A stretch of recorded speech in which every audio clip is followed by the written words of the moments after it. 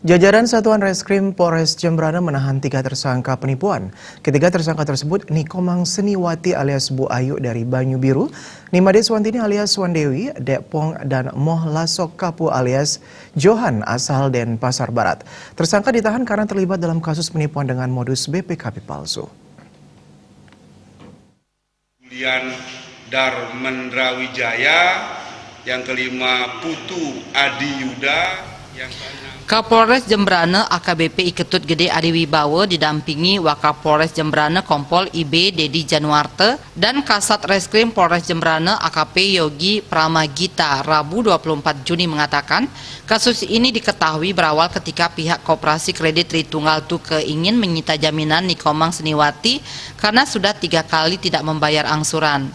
Kemudian pihak koperasi pada Mei 2020 mengecek BPKB yang dijadikan jaminan ke kantor Samsat Jembrana.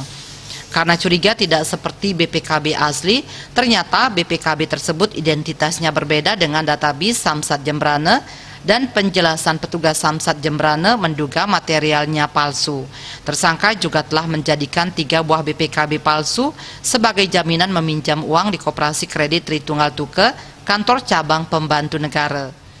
Tersangka mengaku mendapatkan 3 buah BPKB itu dengan cara membeli dari Nimade Swastini alias Swandewi Dekpong.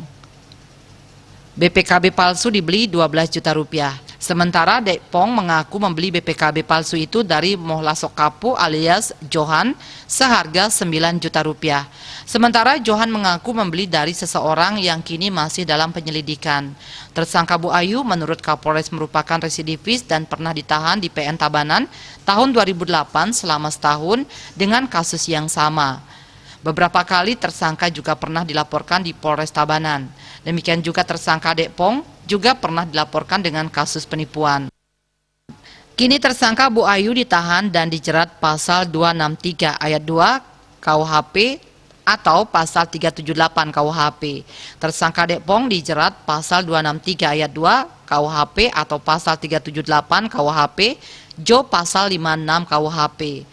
Pasal 263 ayat 2 KUHP atau pasal 378 KUHP, Jo pasal 56 KUHP untuk tersangka Johan.